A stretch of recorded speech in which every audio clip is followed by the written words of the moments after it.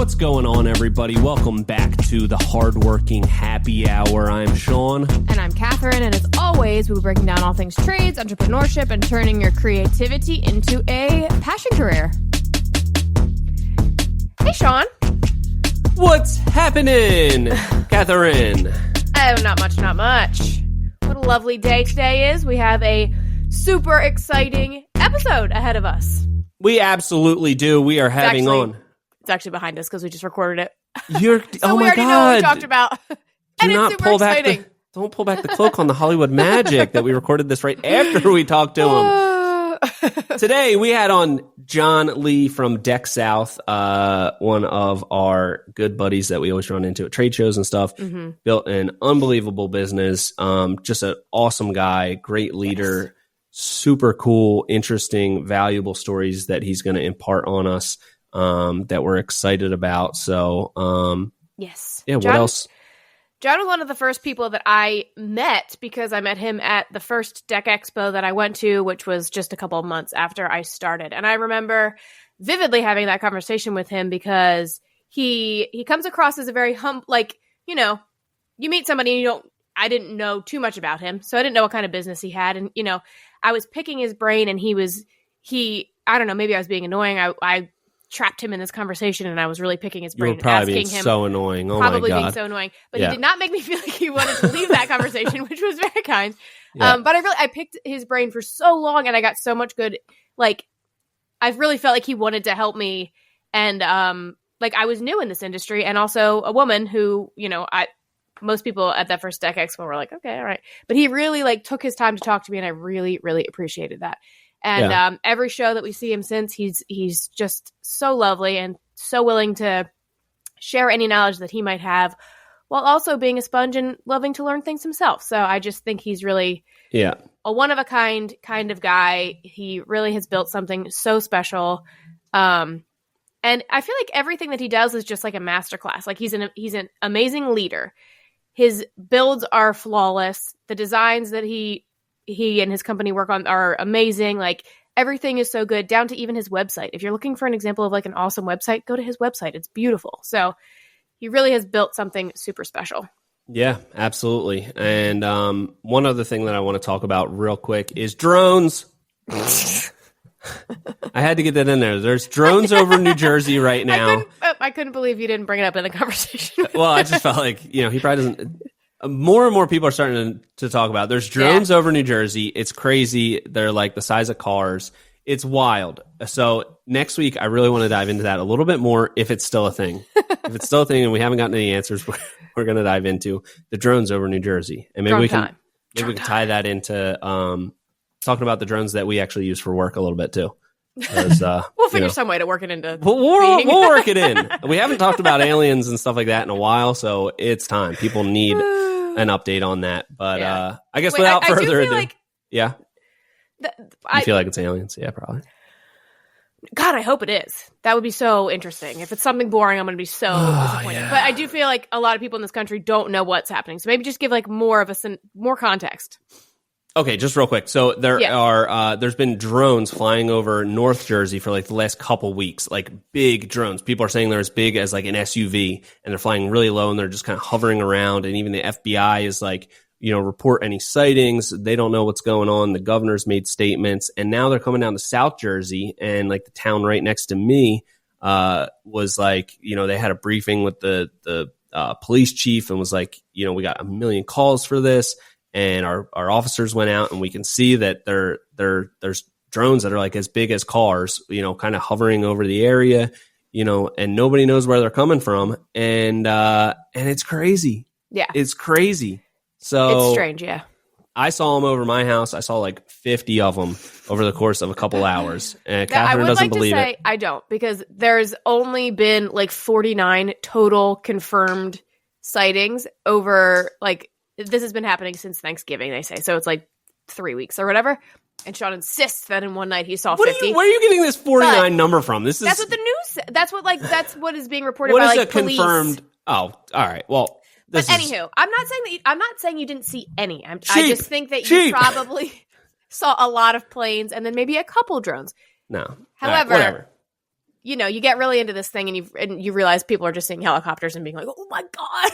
All right. We'll have to get into this next week. Definitely for a different topic. This is an amazing episode. John is so interesting. And I remember looking at because I do all the computery back-end recording stuff. And I was kind of keeping an eye on the time because the episode was so densely packed with information. I was thinking like, oh my gosh, we've gone over so much. Like, this is already such a valuable episode. We've got to be like running out of time soon. And it was only at 24 minutes. So I really think that a lot of people are going to be getting a lot of really good information out of this. So absolutely. So without further ado, let's get into it. All John right. Lee of Deck South. Here we go. All right. What's going on? How we doing today? Catherine? Pretty good. We have a pretty special episode today I'm really looking forward to. Pretty special? I'd say very special. very special is more accurate. We have on the podcast Mr. John Lee of Deck South, and welcome. Hey, guys. How are you? Excellent. We are doing so good. If we were any better, we'd be you. I don't know about that. I love when people say that. Thanks for having me. That is a good one. I love that. That and Another Day in Paradise. Those are my two favorite sayings that people really just lean on as a crutch too much, but they're great. John, we are super excited to have you on.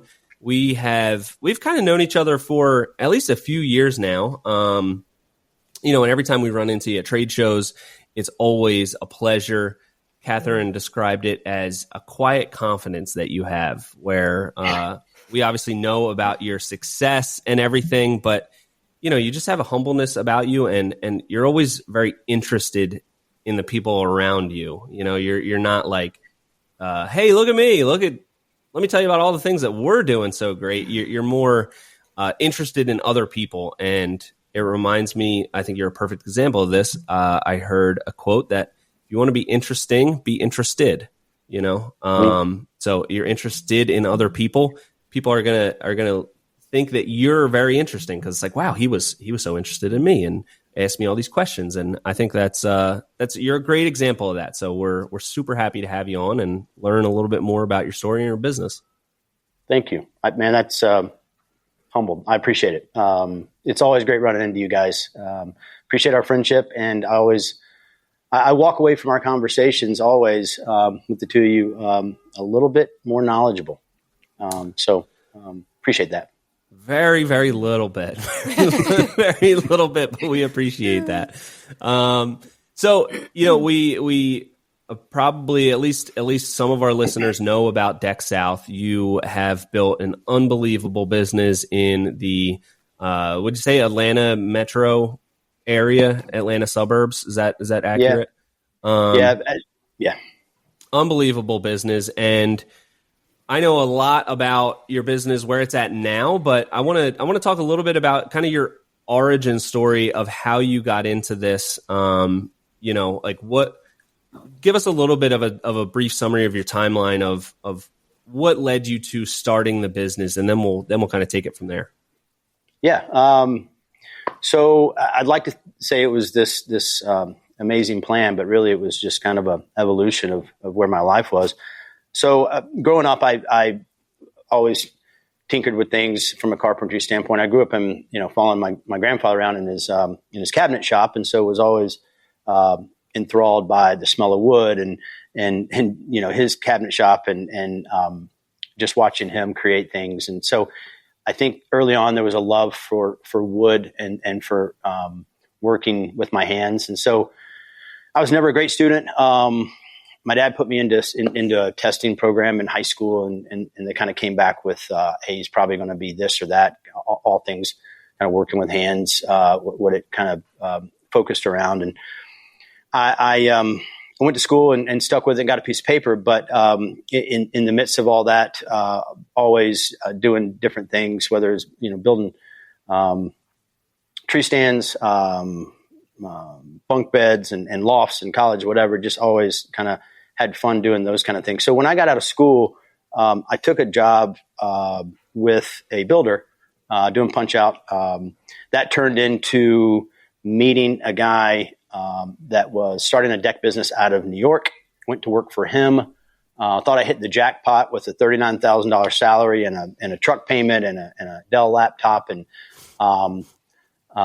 opened up his Atlanta office, more specifically Alpharetta office, helped open up his Charlotte office, Orlando office, and learned a lot about the business in a short amount of time. I was the young buck managing older guys, swinging a hammer with older guys, having to put on a lot of different hats in that role, and learned a lot of what I didn't want to do if I ever had the opportunity. And that opportunity came when the threads started to unravel in that company. And one of the managers down in Orlando kind of gave me a heads up and said, "Hey, be careful. This thing's a sinking ship." And sure enough, 6 months later, they're out of business. And in the interim there, I was having a beer with my dad, and he said, "Hey, what do you want to do? What are you going to do if this thing goes south?" And I said, "I don't know. I love what I'm doing." And that was when he said, "Why don't you do it on your own? If you're young enough, if it fails, you can always do something else." And I don't know that I knew what he was trying to say, but that failure side of things, I wasn't real keen on him using those words, but I knew what he was trying to get at. And so I borrowed $12,000 from him and paid him back in 6-7 months, whatever it was. And I was off to the races. Got to kind of set myself up with a tool trailer and just started building decks where I could. And that's where it started. I gained my first clients out of you can call it a home show, but it wasn't really a home show. It was a table with a banner over it that said Deck South. And I sat in the aisle of a mall here in north part of Atlanta called North Point. And that's where I got my first client. And actually, I think I got our first 3 clients there. I can't remember. But anyway, that's what kicked it off. That was 98, late 98. And here we are 26 years later. Yeah, that's quite a beginning. I think, sounds like you had a lot of experience, like from the scaled version of a trade business. You were working for a company that was opening multiple offices kind of all over the place. So I think that's a really interesting perspective that you got to have going into the business, where most contractors are just kind of like, okay, I know how to do the stuff. I'm gonna just jump into it. So you had a good mix of experience where you knew how to build stuff. You also got to see a little bit of behind the scenes of maybe not all the things that you should follow and you should do, but at least all the things that maybe you shouldn't do to have the successful business. So that's really interesting. And I want to touch on another thing that you said, like your dad was like, "Hey, if this fails, you can always just go back to work somewhere else." And that was something my dad always said, was like, especially when you have a skill working with your hands, you're never going to be out of work for long. You can always find a job. So, once you realize that the risk isn't really that large, there's always something to fall back on. It kind of like lessens that initial fear of jumping into it, which obviously you didn't need to fall back on it. You're still here, Deck South, 26 years later. So in these initial days, you were a one-person company. Did you jump in since you had some experience? Or were you like, okay, I'm gonna hire somebody right off the bat? What did those like first days kind of look like? So yeah, great question. And let me take a step back. What's interesting is when I was hired with that company, it was through my girlfriend had run into him at a golf course, and he asked her what I did, and she said he builds decks, he does punch out stuff for a builder. And that's why he hired me, because I was swinging a hammer. Like, yes, I had a piece of paper that said I went to college, and maybe he thought that I was some dude that knew how to run a business, but I didn't at all. And so I was initially hired because of what I was doing, and then kind of learned trial by fire, drinking water out of a fire hydrant, whatever you want to say. When it was time to go and start my own thing, like I'd mentioned to you earlier, I knew I needed to write a business plan. So I went to Barnes & Noble's and bought a book that I still have called Business Plan for Dummies. And I just, started to try to put that all together. I wanted to start Deck South the right way. So in the beginning, it was just me. I had a guy that worked with me. He was a fireman. So 2 on, 3 off, or 3 on, 2 off. Scott did. I can't remember what it was. I'd stick my head under the hose bib, put a deck south shirt on, and go try to run sales calls in the evening and swing a hammer, during the day. It was in the second year that I made my first real true employee hire, and that was Marcelino Rincon, and he's actually still with us today. And so that's when things really started. At least I feel like that's when things really started to shift from, are we even going to make it? Am I even going to make it? Do we even know? I mean, don't get me wrong. There were still many of those days afterwards, but having someone else come on full time, because he was the first real full time.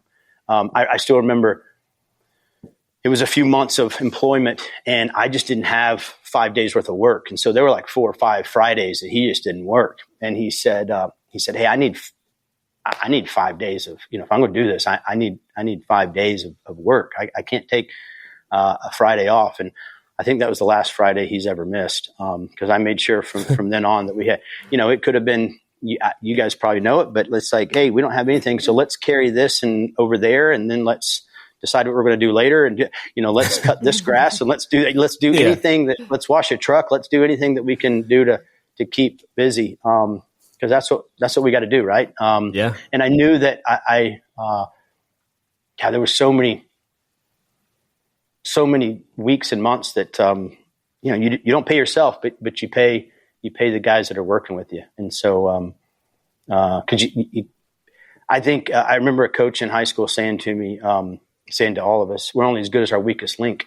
And there were so many days that I felt like I was the weakest link in all that we were doing. So, you just keep pushing. I had somebody recently ask, if you knew then what you know now, would you have still started the company and all that? I had to think for a second, I mean, the longer answer is yes, but man, we sure do go through a lot, right? Like I think I was young enough, dumb enough, naive enough, had this blind confidence that like failure's not an option. Let's go, and you just push through it. And then all of a sudden you look up and you have gray hair and it's years later. But yeah, that's where it started. Yeah, I think. Sorry, you asked me a question and I cut you off there. What did I ask? I don't remember. I don't know. I might have just. I do that all the time, so just disregard that. It's interesting that you feel like the weakest link in your company sometimes, because me, I'm always the strongest. I always know what's going on. I'm never distracting everybody else and keeping them from getting their things done. So. Can't relate on that. Kudos to you on that one. Yeah, I'm just very about my business, and I don't like to play around at all. Don't worry, everyone that's listening is going to know that's a joke. But one of the things that I think is really interesting that you kind of pointed to is once you do hire that first person, and this will kind of lead into something else I want to talk about regarding that is, it can be really scary to hire that first person, but you know that you need to, like, you don't know if you have the work to keep them busy all the time, but you hire them and it kind of gives you this other motivation. Now you're kind of responsible for this other person and like how they're going to feed their family. And it puts a different priority on you to just make sure that this works. Like when it's just yourself, yeah, you want to make it work. Like you have to have that confidence, but in the back of your mind, all right, I'm going to be okay. But once you hire employees and it's their full-time thing, it puts a different motivation under you where you really feel like you need to make sure that the business is viable for them and their families as well. So that's super interesting to hear you talk about it like that. And I want to lead into one of the coolest things I think about you. You said your first employee was, what was his name? His name is Marcelino Rincon. Marcelino. And now, who is one of your top project managers, really important part of the business? Who is that? Introduce George. That's George Rincon. Yeah, that's George Rincon. So when Marcelino, when we first started working together, George was 4 or 5, maybe 3 or 4, I don't know, young. And he'd show up on Saturdays and help, pick up nails and things like that. and now he is our main project manager. When he went off to school, he actually he would work with us through high school, right? In the summers, on weekends. And he went off to school. We were all crazy proud of him, first in his family to finish school, all that. He called me one day and said, "Hey, can we have a sit down?" And I was like, "Yeah, absolutely. I'll meet you at the office." And so get there. It was a Saturday. He's there. His dad's there. And I was like, am I in trouble? Like, this is, it felt like I was going to the principal's office. I've always called Marcelino my boss, not the other way around. So we sat down and he said, "Hey, you always said if things didn't work out for me or I wanted to do something different, I always have a job here." And I said, "Well, of course." And he said, "I want to build decks professionally. I want to do it with Deck South. I want to come on board full time."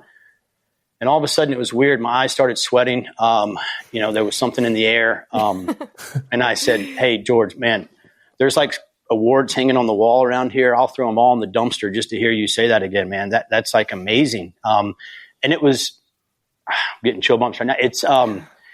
It was the reality, Sean, that like we're doing something that someone wanted to actually come be a part of. And it was that second generation of this that, I mean, you guys know it. So many days they're rewarding, and so many days you're like, what am I doing? Right. And so to have that it was something special. He's our main project manager. And it's funny because he's one of the youngest guys in the company, and he's been walking our jobs for longer than most because he was so young when he started doing it. Yeah. I just think that is the incredible. coolest story because, it really is. And I can just imagine like the sense of pride and accomplishment you must feel when, you obviously want to take care of your employees. You want to do right by them. And like, what more like telling, like recognition could you get than this kid has been around the company for so long, seeing it through the eyes of his father. And, he got to see it all behind the scenes. Like, I mean, how many, especially in the trades, people go home, employees go home and they're pissed off at their boss and they say all this stuff. Like, obviously he's been sitting there his whole life and just seeing you as, wow, this is a great guy. He's done right by my dad. I've been around it for so long and now I want to be a part of it. Like that is, I just think that is like one of the coolest things that I've heard. And it's really rare in the trades that, number one, you have people stick around for that long, which obviously you have.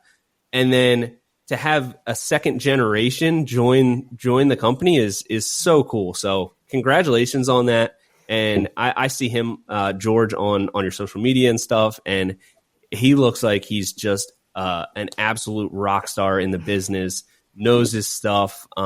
He's become kind of a face of some of your social media stuff, which is super cool. How long has he been on board now, full time?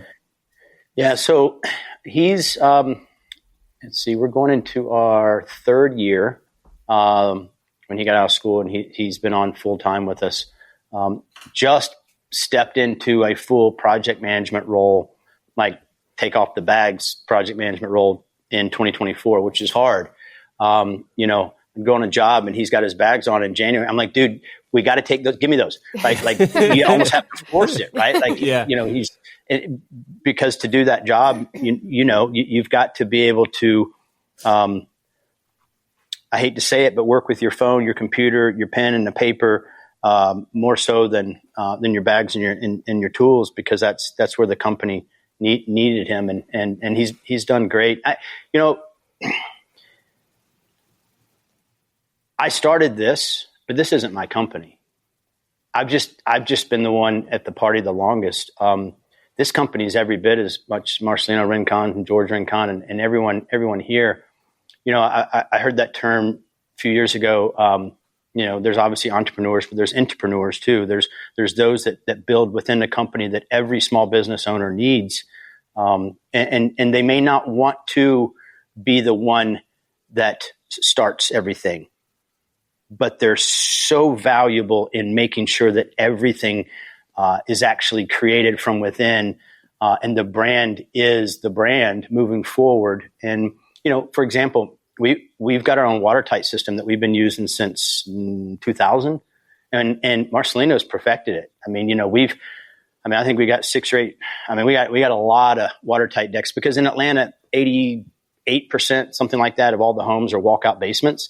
So we're always creating space underneath that upper deck. So, so much of our brand has nothing to do with me.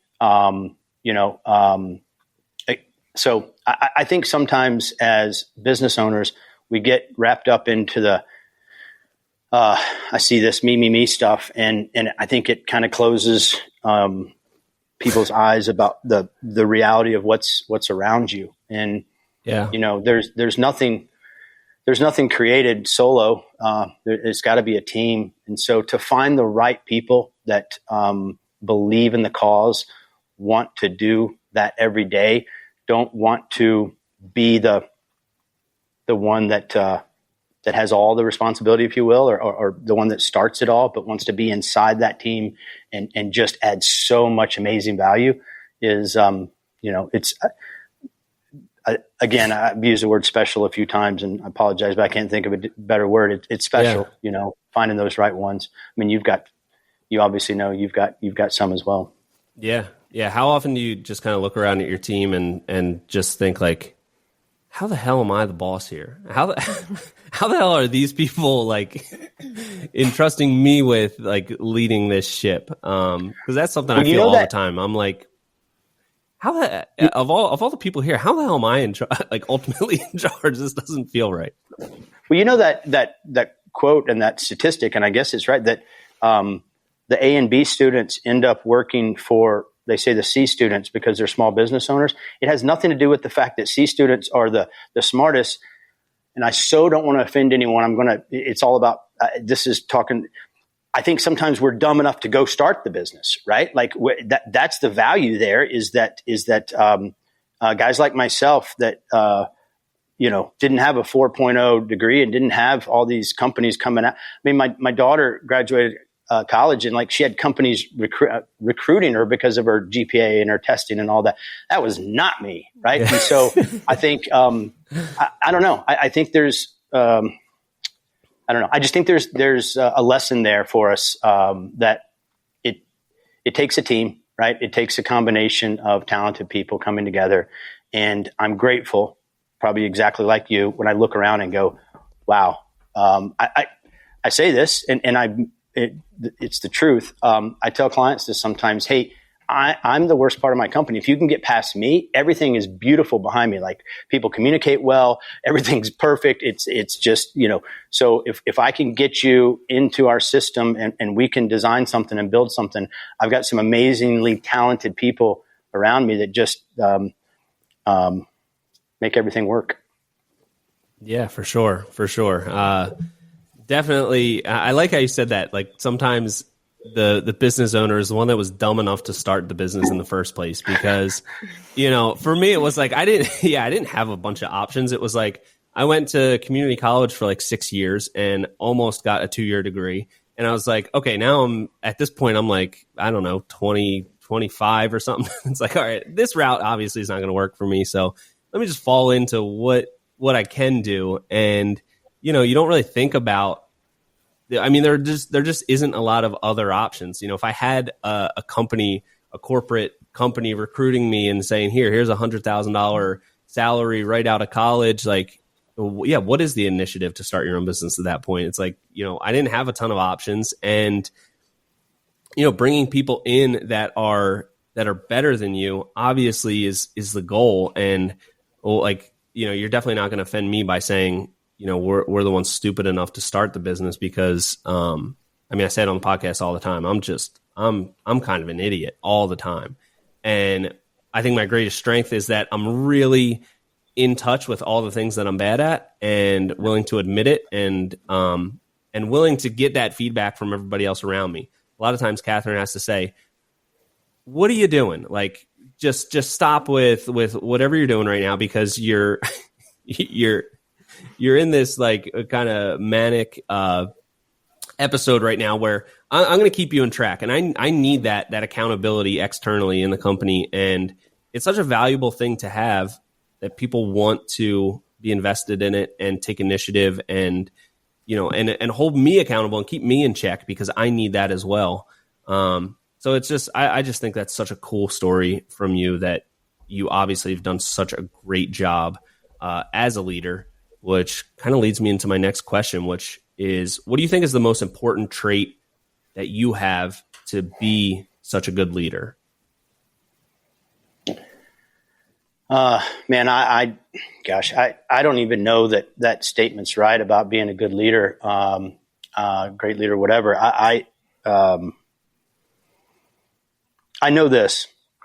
I care very deeply for my team and those that are around me. I'm probably loyal to a fault, and so that probably comes out in it, right?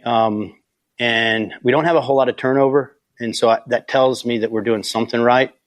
I know that if I focus on it, and if I actually hover in on something that I'm good at, then I'm missing the ball.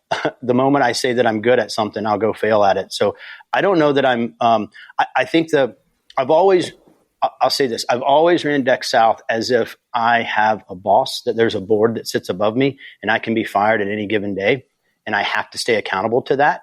And there's a brand that needs to be promoted and promoted in the right way. There's a way to treat the clients, and there's a way to treat the clients the right way. There's a way to treat your teammates, and there's a way to treat your teammates the right way.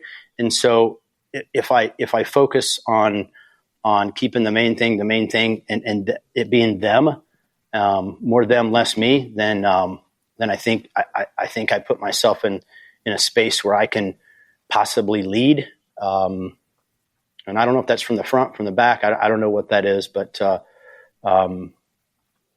just caring about them, I think remains the most important thing.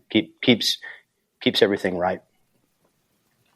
Yeah. I love that. Like they just know that, you are looking out for them. Like you're not treating them as just somebody that you want to like just churn out as much productivity out of them and then move on to the next one. Like, you welcome them in as a part of your team and show them that respect and show them that you really care about them. And obviously they feel it because you have such little turnover, and you have stories like that you can tell where, you're on your second generation of employees, which is just crazy. It's so cool. So, can you talk a little bit about where the business is at right now, like size wise, revenue? I want to dive into that a little bit. Yeah. We've kind of been all over the place, up and down. We hover right around 6 million right now. We try to take on, consistently take on 5 projects at a time. There's about 52 of us, not all W-2, about a third W-2, 2/3 1099. For example, my electrician's been with us 16 years. He also works for one other basement guy in town, and so they're, but he's a big part of our team, right? He gets a paycheck every Friday because he's on a job every week for us. So it's not all a W-2 burden. So that helps a little bit there. But yeah, we started with a deck at a time, right? Less than the name. But we've evolved into something where we're more known now for the full backyard. I like to say the reason why we never changed our name, and we've had that asked to us a lot, is because, at least in our market, because the deck is elevated, you walk out of the kitchen door, you're 10 feet off the ground. It all starts with the deck. That's the hub. Now you can step over into the screen porch. You can tear down into a lower kitchen. You can work your way down to a patio. There's a big wall that supports the pool, blah, blah, blah, blah, whatever. But, and that's a full backyard, but it all starts with the deck, which is the hub. So, for those that dig in and do a little bit of research on us, they'll know that just the name itself is obviously, hey, those guys just build decks. But so we've evolved over the years. And it really, for me, it was trying to find out how we could be a better value add for our clients. So instead of putting up, instead of having projects at the end of the year where you're putting up 150, 200 projects a year and you're just blowing and going, which, by the way, is a great business model for those that have that. I wanted to try to focus. I wanted to have less touches, less management of all those jobs and stay on the job longer. And so now our jobs, they entail more than the deck. So there's almost 2, 3, 4, 5 aspects, 5 jobs within the job, if you will. So it's evolved over the years. Yeah, I think that's really interesting because a lot of people, especially starting out a business, they're not really sure where their ideal size is or scale. I think innately, it's just big, scale. But you've kind of been a little bit all over, you've kind of tested the waters on a bunch of different fronts there. So what makes you stay at this size? What feels like this is right, instead of, just the society, like entrepreneur, like ecosystem is like scale, 10x, 100x, like just keep growing. What keeps you content at that size and still feel like you can, everyone can still grow within the business, if that makes sense? Yeah. Great question. So the short answer there would be the recession of 08, 09. I still have a very, I still feel the pain. Like I can still remember that pain, very vividly. At that time, we had 2 Deck South locations. We had a lumber yard called South Lumber. We were importing Ipe through the Savannah port. We were moving a tractor trailer load of material about every 4 days, pressure treated. We had Correct Deck in Georgia. We had Ironwood Ipe in Georgia. We had stainless steel screws when no one back then had those kind of things at lumber yards. No one was focused in the outdoor living sector. So we were selling to other contractors, but mainly we were selling to our Deck South locations, and we had a dozen or more crews going. We were big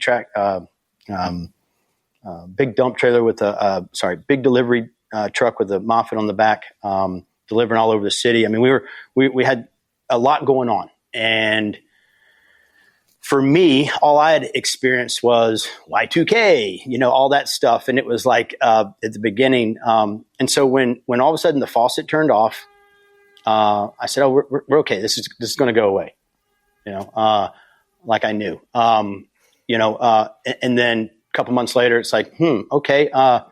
Well, we've been paying everybody every Friday. Okay, we're digging into reserves. We're doing, okay, we're going to close the office down. Okay, we're going to move everybody into the basement. The shop at the house, and all of a sudden, take the pool table and put a couple pieces of plywood on it. Now we got desks all around the pool table. Okay, well now this is getting crazy because it's now 4 months. Okay, and so I think coming out of that, what I realized was, obviously we shut down the lumber yard. We consolidated the 2 locations into one. Coming out of that, I told myself I'll never build the business based on the peaks again. I'll build it based on the valleys. And I remember we had a $19,000 Ipe order in northern Pennsylvania somewhere. And we literally shipped it. It came in Savannah. We packaged it. We shipped it up there. And I was like, that was easy. You can't find Ipe.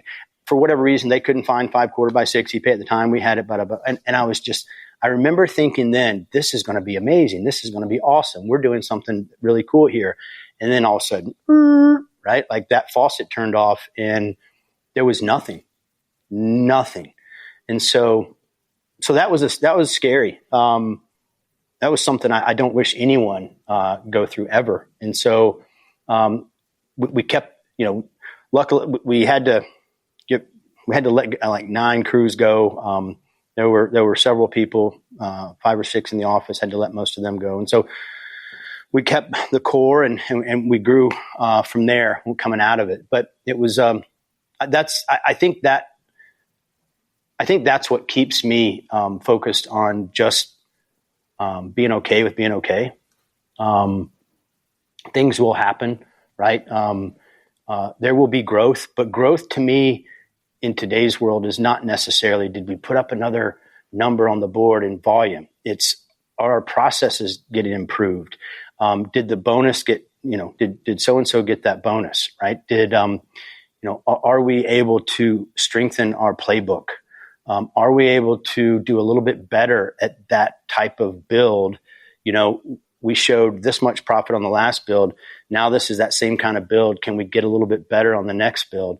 And I'm sure that overall volume number will fluctuate, go up, go whatever. I mean, it's been above that and it's been way below it, but we feel like we're at a good spot where we can take a deep breath and we can service our clients best where we are without chasing our tail. And so I think the recession is what probably did that for me.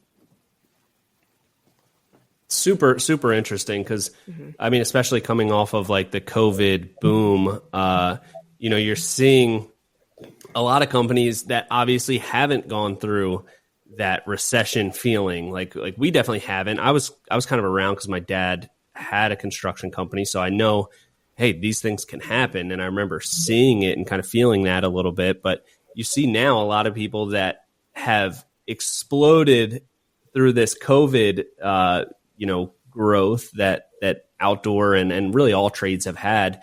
And you see that they're building the business on that. They're financing equipment. They're scaling at an insane rate just to keep up with this demand that's impossible to sustain.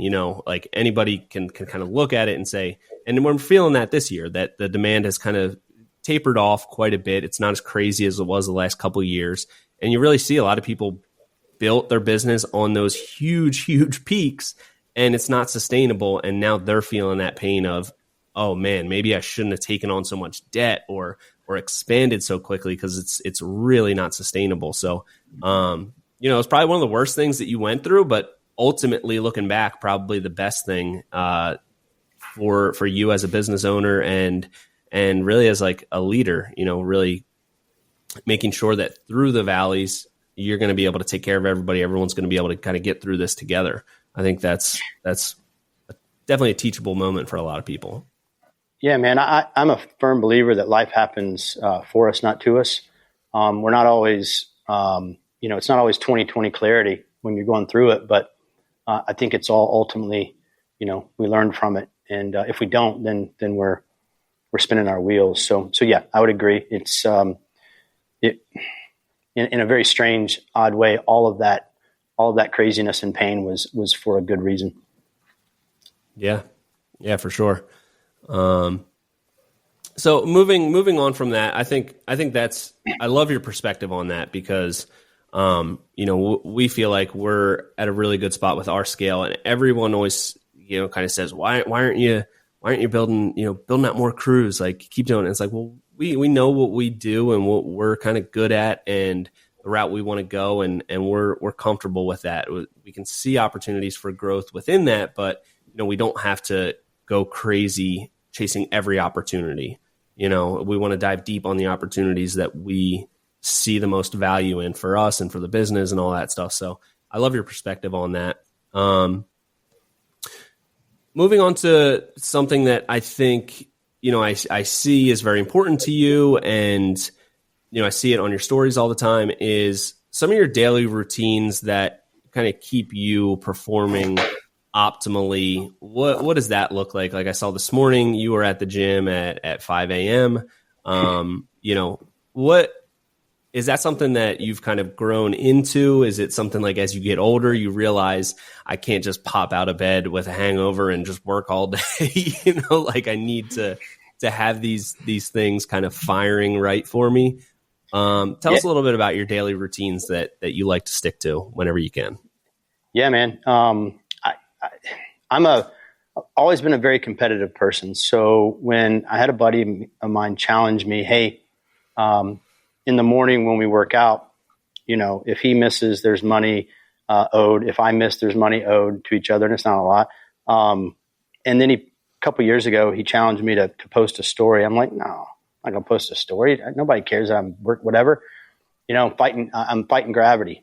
Getting older, trying to stay loose. And I never thought I'd say those things, but when I hit 40, all of a sudden my arms weren't long enough to read my phone. Eyesight goes down. As you get older, things just don't move as well. And so, Yeah. So my daily routine is I go to the gym every morning. Then I do a sauna cold plunge every morning. And that has been a real game changer for me to stay mentally focused, be present. And I think that's when I look back at times in my life, I don't have any regrets, but what I wish that I could do different is be more present at certain times in my life. And, I was there, but I was focused mentally on something else, chasing something else. And if I had it to do over again, so that daily routine of just getting up, breaking a sweat, getting the body moving, being active, staying accountable, right? And then doing the sauna cold plunge, like that was something that it's just something that's important to me, and it allows me to have a little bit of respect for myself to actually do that and not punk out and not so that first battle of the day is the alarm, right? Not hitting snooze, like that thing goes off, and I'm at a point now where, like, I remember my mom used to say this, and I thought she was great. I don't need it. Like I all of a sudden I wake up at the same time every day, and I'm getting old. And so, yeah, so it's a personal challenge for me to do that. It also helps me, with my kids, to be a role model, with Max. I mean, I know, as dads, we all want to be role models for our kids. And so, I know they notice, we don't talk a whole lot about it, but I know they see that, when I'm coming home from the gym and they're just waking up. So, but without it, when I just had a little daddy-daughter trip with Charleston, and I was out of my routine for a couple of days, and man, it throws you. At least it does for me. So yeah, that's important. I started to do, I started to just pay attention to what I was eating, because your body just doesn't recover the same way. And I know that I can't show up and be present and be who I need to be when I'm putting junk in my body, when I'm not taking care of my body. So I think Dan Martell says it: exhaust the body, calm the mind. And I think that's a real nice way to say it. Because my brain's like, I'm working 24/7. If my eyes are open, I am literally in some kind of work mode. Like and thank God my wife is so amazing that she gets it, she knows it. And so I'm always, so there's a calmness that happens with some of that, at least mentally, that lets me focus on the things that I need to focus on. Yeah. A couple things I want to touch on. I like how you said, you're at the point of fighting gravity. I definitely feel that.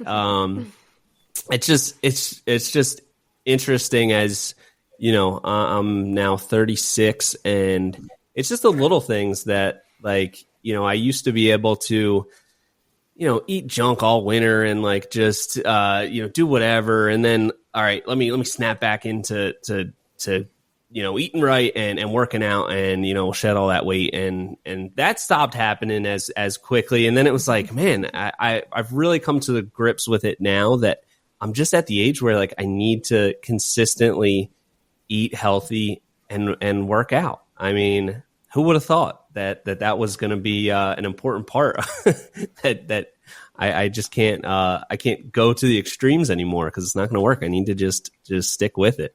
So here's something interesting, Sean. You guys might find this. So I, for the first time in my life, I realized, because we all heard it, right? Like, don't eat junk, whatever. And you're like, who cares? Like, you eat wings at 12:30 at night and you're back at it the next morning, you're fine.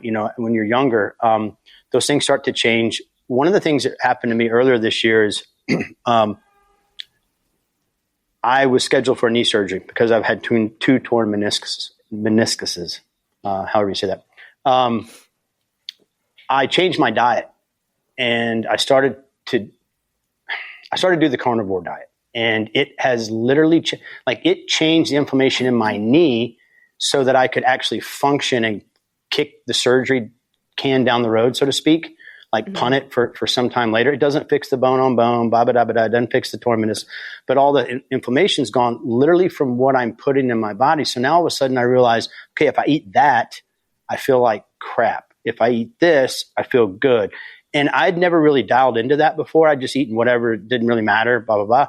And so I don't want to say that a certain diet is the right thing for anyone, but for me, I finally learned what was good for my body and what I needed to put in it to fuel it, to do the things that I needed to do. So that was important. That was important. So.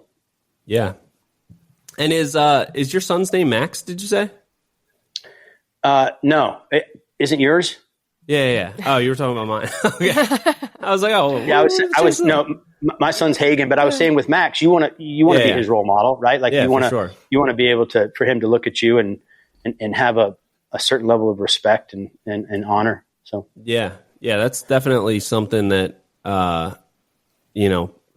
puts it's definitely kind of like being a business owner. You feel like, man, how did I get here that I'm in charge of all these people? And then, man, how am I somebody's dad? Like, that's just a crazy feeling. And I think one of my biggest things that I want to try to do as a dad is really just lead by example and, just I think I have the experience of, I see a lot of him in me, or a lot of me in him, like a lot of my traits. And I know that I was, whatever somebody told me, I was going to want to do the opposite, like especially my parents. So I've kind of put it in my mind that I just want to mostly lead by example, and the things that I want to be instilled in him, I want to do. So he kind of sees that growing up. And, I see that that's really important to you. Like you just said, you just got done a kind of a daddy-daughter trip, which is super cool to have that one-on-one time. So what's your favorite part about being a dad? What if you could pick just one or two things? I know that's kind of a tough question. Yeah, man. So, I didn't become a dad till I was your age, or just maybe a year or two older than that. I had so many of my buddies that were, blessed enough to start a family and all that in their 20s. That was not me. And so I go about it a little bit different, I think, different season of my life when I became a father. And so my 40s had been, I just turned 50 this year, which is just unbelievable. You look great for 50. Oh, thanks, man. You look amazing. So being a dad to me is, I don't know. I think there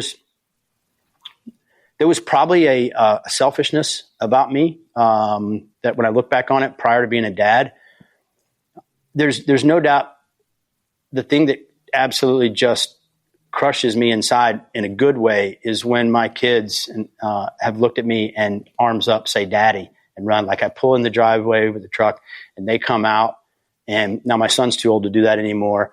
Charleston's actually, so Bristol, my youngest, is doing that. And like, it's, to see that face as she runs to you or he run, and then you just pick them up is like, it checks a box that I didn't even know was there. And it's the knowing that you are responsible for this human being's life and how they develop, how they process information, how they deal with risk and reward, all of it, right? Like it,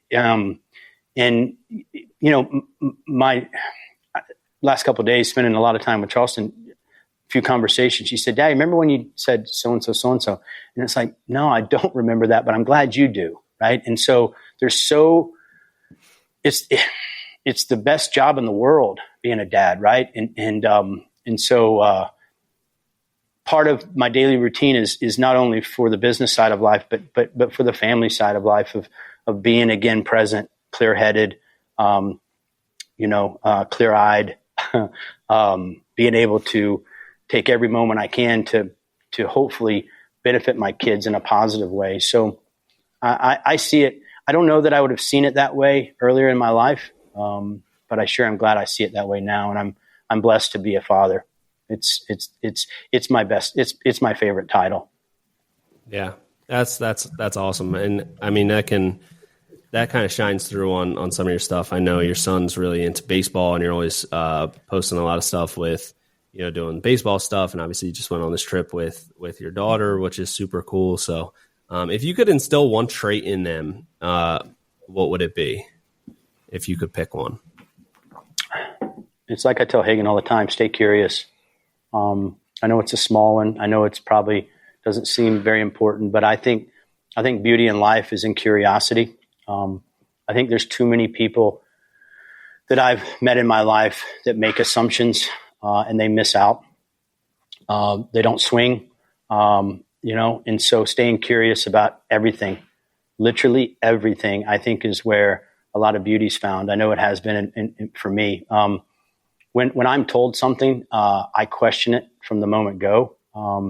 I don't know that that's necessarily a good thing, but that's the way I've always been. Like, if someone says that wall is white, I'm like, but is it? I don't know. Let me really, I know you're telling me that, but let me figure out if it really is, and so probably somewhere in there, if I unpack it all, there's probably a distrust of whatever, and all that, family of origin stuff that we all have it, whether it's from our distant family or family that raised whatever. We're like the pebble in the river, right? The water runs over it and the sharp edge, we're all affected by what goes on around us. So, I just simply, I tell my kids, stay curious. And that's probably the one thing that I want to make sure. I mean, there's a ton of them, right? But that's one that I feel like is, will keep them focused on the right things.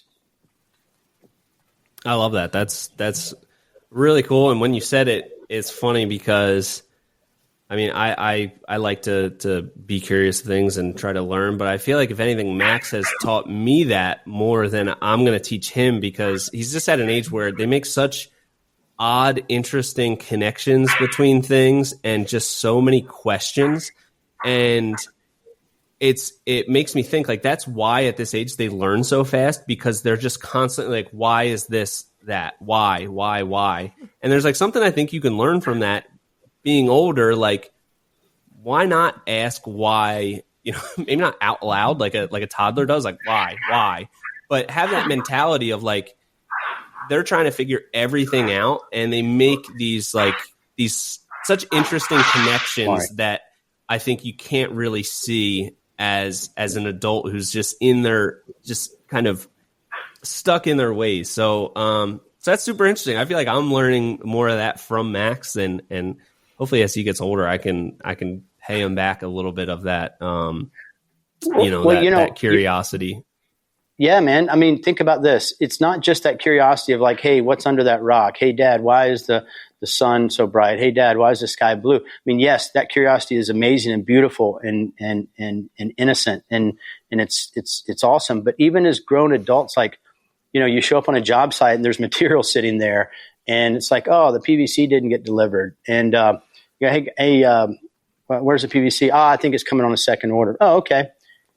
And you turn and walk away, and it's like, wait a minute, is it on back order because there wasn't enough, or do I need to make a phone call or quit? And all of a sudden it didn't, that email, I didn't see it on that second. I didn't scroll down. I mean, it sounds like a trite example, but like staying curious about everything, just simply not making an assumption that, bop's going to happen because so-and-so, like when someone says, it's going to be, do you know that's, well, no, I mean, that's just what they said. Oh, okay. So that's what they said. So I think it transcends through a lot of life. Just staying curious about, in a positive way, about just confirming things, checking things, asking questions, constantly asking. One thing I talk to George about a lot is, when we get on a job site, and the way I've always, tried to manage our sites is like, you're talking to the different trades, you're getting everything going, you got a schedule put together, you're all talking, it's, it could be a Tuesday, it could be a Thursday, whatever. Things are good. You're about to go to the next job, and you turn around and go, what'd I miss? What did I miss? There's something that I missed. Like, what's going to come back to bite me? Look, what did I miss? Did we talk about where the gas line actually needs to stub up? Or did I just make that assumption that Shazi knows where that goes. Hold on, let me go. And so there's that curiosity of just making sure that you've checked every, cross your T and dot your I's. I mean, you just stay curious so that, because I think in business, there's been too many times that I've been burned, and I don't mean in a negative way, like someone tried to do it, but when everything falls on your shoulders in terms of responsibility, ultimately, because it doesn't matter if we do anything good, if we do anything bad, if we do anything, it all is my fault. Like if we mess something up, I don't care who did it. It's all my fault. It's all my fault. There's no one else. Now I can coach up, I can get better, we can train better, we can do all that stuff, but ultimately it all rolls backwards, rolls downhill, rolls uphill, however you want to say it. And so if I don't stay curious and ask the questions and ask those around me to do the same, then I think we miss opportunities and we miss moments to get better. Yeah, for sure. For sure. It's a simple concept, but difficult to live, stay curious. It's like, okay, simple enough. I can grasp what that means. But when you really try to put it into practice, it can just, I mean, half of the things that you just said, it's like, oh yeah, I do that all the time. Like, yeah, I went to go check something out, and then a minute from my house on the way back, and I'm like, I forgot to get those 5 measurements, or I forgot to, do that thing, or I'm leaving Lowe's or Depot, and I get back to the job site, and as soon as I get back, it's like, oh, I forgot that the one most important thing that I went there for. So, dude, that was the best post you guys made yesterday. Like, got back from Lowe's, got everything I needed. Yeah, we've all been there. That's been a fun little thing that I've been doing like the last 2 weeks. Is like, obviously that happens to me all the time. I forget stuff, but just making these little like construction business owner memes has been almost like therapeutic for me, because I'll post all the things that I feel like I'm like the biggest idiot for, and then people comment on like, what, that actually happens sometimes. You go to Lowe's and Depot and actually get everything you went there for. So that's been a fun little side quest for me, is making these silly little posts. But well, I feel like we've covered so much. I mean, there's so much more that we could cover. Is there anything else that you want to touch on, or otherwise, just how can people follow what you're doing, because you're doing some awesome stuff. I already feel like we'll have to do a follow-up, because there's still a lot more to talk about. There's like 10 more things that I want to talk about, but we could be here for hours. So, well, I will say this. I applaud you, and Catherine, and your whole team for the design build aspect of how you're going about your day-to-day. And I think there's not enough value on that in our world. And I do understand that there are some businesses that don't need that because of the projects that they build. I get it. We were there, all that stuff. But I think as an industry, if we all just kind of come to the realization that a design is needed and it's a necessity for a majority of the projects that are built in our industry, I think it keeps us all moving in the same direction.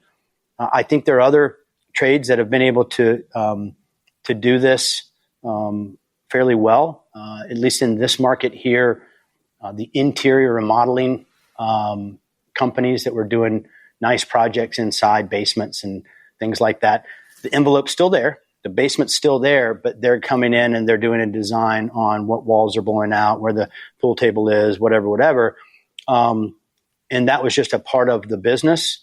I think so I applaud you guys, because I know you're doing that, and your projects start with that design.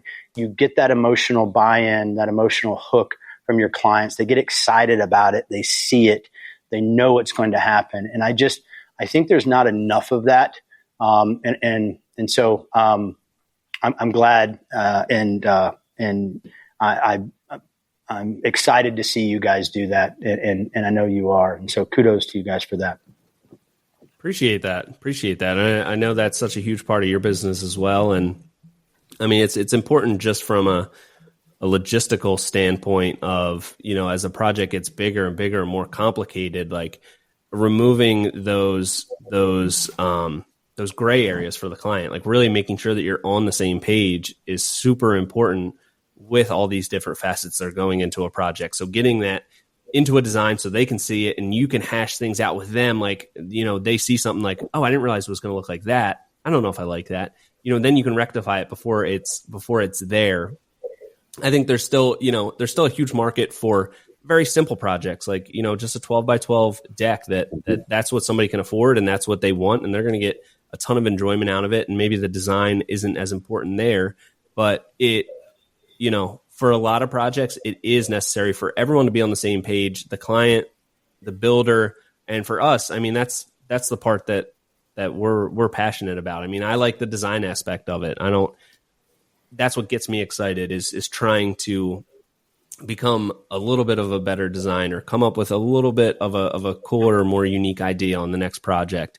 That's really what keeps me going and motivated. And it's a fun challenge. And I feel like there's still so much growth that I could do as a designer or as a builder or every aspect of my life. So, I think you have that similar passion of wanting to improve and wanting to get better and being upfront and honest with the fact that you don't have it all figured out, that you don't have all the answers. You're not the best that ever did this. You're just trying to get better than you were yesterday. And I think that's something that's so important in this industry and in every industry, because there's also people out there that want to project that they do have it all figured out, that they have the system or the thing in place that this is the missing link that you need. And there's a lot of value in some of that stuff, but I think you need more of,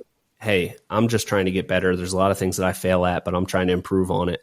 And that's what we try to be honest about, because and we just have more content on our failures we have more failures than successes. So it's just natural for us to talk about that more. But, I knew that when I was starting my business, that would have been so much more helpful for me to hear that I wasn't the only one making these mistakes and stuff like that. So, I think you said it, man. All of our goal, I believe, is just be better than you were yesterday, or try, right? Try as hard as you can to be better than you were yesterday. And yeah, it's an interesting world with social media. There's a lot that, people want to project whatever. And I think we keep our head down, stay in our lane and do the best we can. And just keep pushing. Yeah, for sure. Well, I think that's a great place for us to kind of wrap up this episode. How can people follow you, reach out, see what you're doing and all the cool stuff? Yeah. So we're on Instagram at Deck South, Facebook at Deck South. DeckSouth.com is our website. Anybody wants to send me an email, it's john@decksouth.com. That's how you can find us. Cool. Well, like I said, we'll have to do this again because there's a bunch of stuff that we didn't even get into. And I pretty much hogged the mic time. Catherine barely got a word in there, so she didn't get any of her questions. So you guys are really on a roll. I wanted to let you guys have it. So we'll definitely have to have you back on again, but really appreciate your time. Yeah, thank you, John. You are absolutely really crushing it. One of our favorite people that we always get to see at trade shows and stuff. So keep crushing it, keep setting that example, and we'll talk to you soon. Thanks, guys. Appreciate you. All right.